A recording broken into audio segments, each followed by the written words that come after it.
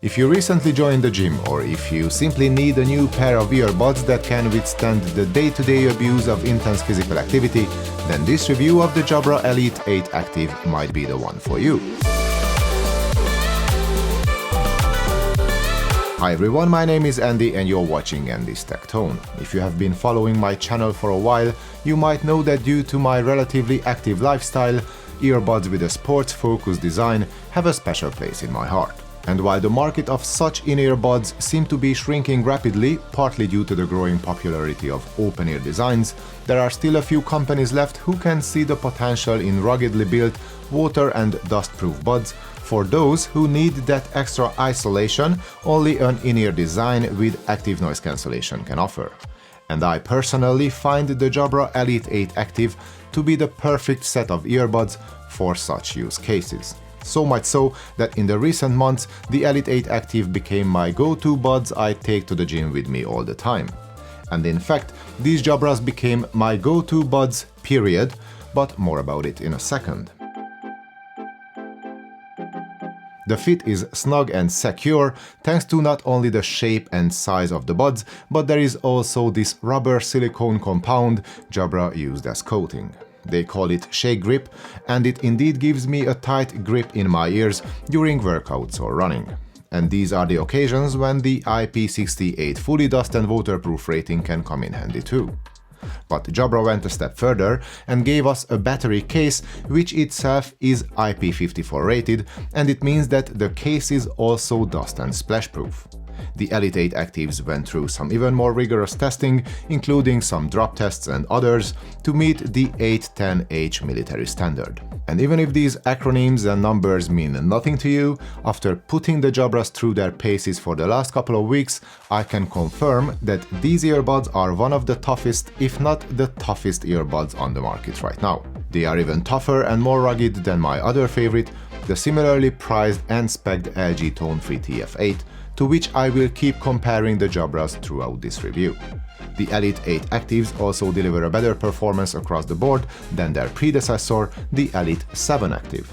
The LG offers an IP67 rating and the older Jabra comes with an IP57 badge only, and neither of these two have an official IP certification for their battery case. And speaking of the battery case, it's compact with more or less the same overall footprint as that of the Apple AirPods Pro 2, and it's basically identical to that of the Jabra Elite 10, which was announced along with the 8 Active back in August 2023. The case of the LG TF8 is thicker, which makes it harder to fit in tight pockets, but I like that textured coating which gives me a solid grip. The Elite 8 Active case is comfy to carry around in all sorts of pockets, and the hinge on the lid is solid, providing easy flop-free access to the buds when fully open.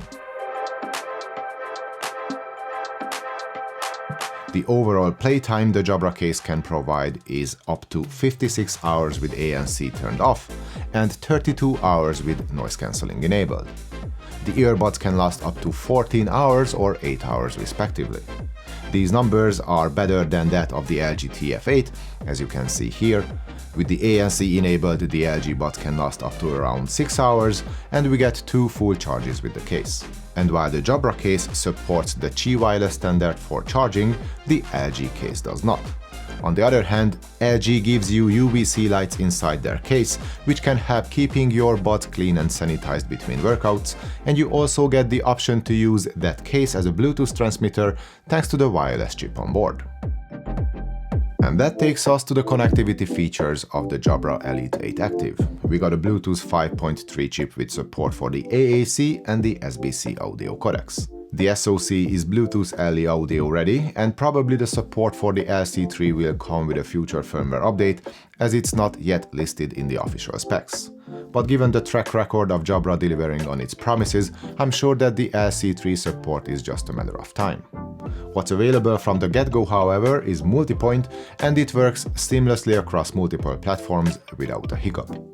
You can connect to 2 devices at the same time, but unfortunately we don't get a list of previously connected devices in the app where we could manually switch between those sources, while the LG app gives you that option with the TF8. Single bud mode is supported, so while one of the buds is inside the case, you can use the other one on its own, and in single mode you can switch the active earbud on and off using the long press action on the button. With both buds in your ears, however, you cannot power them on or off without using the case. Latency is about that 200 milliseconds mark, which is plenty good for watching videos without any lip sync issues, but I believe that most hardcore gamers will have to look at something else due to the lack of a low latency mode. Connection in general was solid during my tests. I experienced no drop signals and no issues whatsoever. And now let me give you a quick audio sample from the built-in microphones on the Jabra Elite 8 Active. So we got 6 mics in total, and we also got plenty of features, all of which I will talk about in detail later on in this video. So this is the phone call quality you can expect from the Jabra Elite 8 Active in a quiet room. And since these earbuds were practically designed to be used outside, here is how the microphone can cope with some of the elements such as a very slight breeze and some traffic noise in the background. And this concludes my phone call quality tests of the Jabra Elite 8 Active. Quick disclaimer before we move on, I got the earbuds from the manufacturer for testing, but I'm not getting paid, nor did I provide them with preview privileges, so everything I say in this video is my honest and unfiltered opinion. And on to one of my favorite features of the Elite 8 Active, let's talk about the physical tactile controls on the earbuds next. These buttons will not register unwanted touches and will work more reliably across all use case scenarios and weather conditions than touch controls.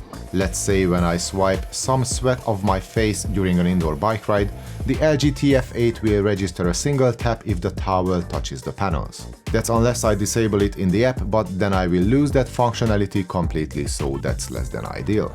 With the Jabra buds, I have no such reservations, and in my experience the buttons work extremely well with the tactile feedback and a quick enough reaction time.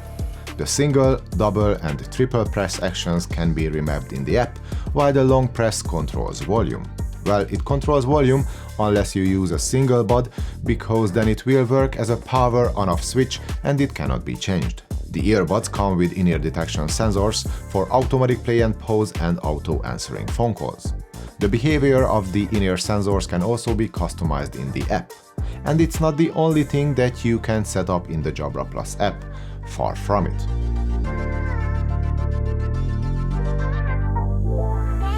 We get some sound profile presets with a 5-band manual EQ, a Dolby Spatial audio switch, ANC mode settings, custom button controls, custom phone call settings including side tone, auto answering and an EQ.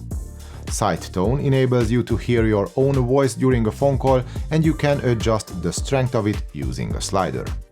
You can even turn side tone on and off during a phone call.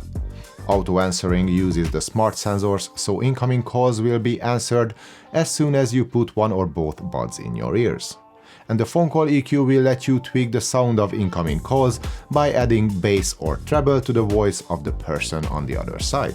In the app you can find the Spotify tab feature, which gives you a double press shortcut to launch the app, as long as Spotify is your choice of service for streaming music or podcasts. I'm not using Spotify myself, and there are no other streaming options for you to select in the app as of making this video. The Find My Jabra feature can help you locate the buds based on their previously known location, and that works on both Android and iOS. Well, the app as a whole, with all of its features, works on both Android and iOS, but since the Elite 8 Active also supports Google Fast Pair, Find Device will work on Android without the Jabra Plus app too.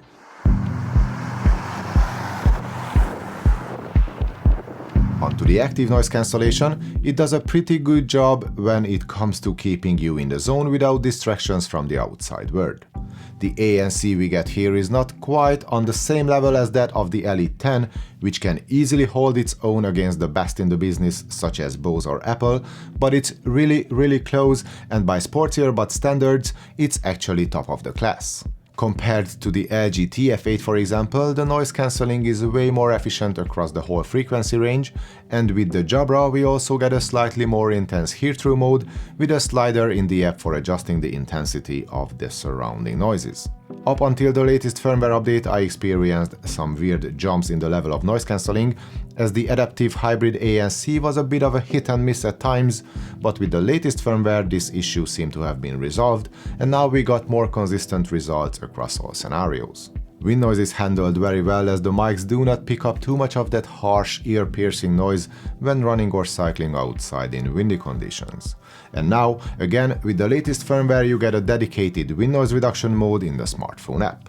With that enabled, you might get a slightly worse ANC performance overall, but if you use your earbuds outside a lot, it's a worthy trade-off in my opinion. This latest firmware update also gave us the option to enable automatic switching to hear-through in mono mode and or when we take one of the buds out of our ears.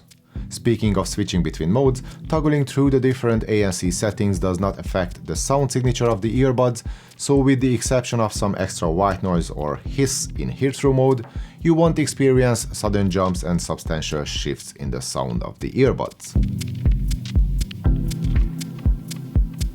And since I brought it up, let's talk about the sound quality of the Elite 8 Active. We got 6mm drivers as opposed to the 10mm ones in its more expensive sibling, the Elite 10. But the deep-sitting nature and the good seal of the earbuds help these rather tiny transducers in delivering a warm, punchy and powerful bass. Maybe it's even a touch too warm at times with certain songs, but considering the intended use case of the buds, we should really not complain about that extra heft in the lower registers. The mids sound rich with good clarity and a natural timbre, but vocals and certain instruments can sound a little shy, as both the bass and the treble gets relatively more attention in the mix. The extension in the highs is solid, the amount of details we get is top-notch, and we can also enjoy a well-developed and airy soundscape. The treble can only get a bit too much of a good thing at or close to maximum volume, where sibilant sounds can sound a bit too hot. But at around 75 to 85% of volume, the earbuds sound not only plenty loud already, but also the highs are more under control. And as a result, the Jabras can deliver an exciting and energizing sound, which has more punch and more detail across the board than what we can expect from the LG TF8 again. And the Jabras can sound louder too. The drivers in the LG buds are of the exact same size as those in the E8As, but the sound is a bit more flat, it's less exciting and more closed in with a touch less of a dynamic range. So Jabra takes an easy win here. As for spatial audio, we got a switch in the app which can enable the Dolby Spatial Sound feature, but it does not support Dolby Atmos and it doesn't do any sort of head tracking like the Elite 10 can do. And if I'm honest, it doesn't add any extra value to the sonic experience at all, so it's a feature that needs some further tweaking in the future.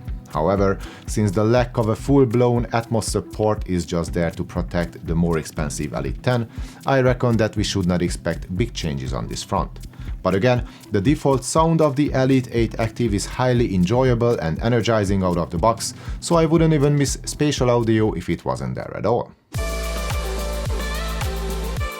And wrapping up this review could not be easier for me, as after using the Elite 8 Active for 2 months now, I'm quite convinced that these Jabras are not only the best in-ear buds you can get for your workouts and outdoor adventures regardless of price, but also for €200 or dollars, you would be hard-pressed to find anything that offers a more comprehensive set of features in a more robustly built package. The fit and comfort are top-notch, the sound quality can be extremely entertaining, the battery life is class-leading and the active noise cancellation is up there too.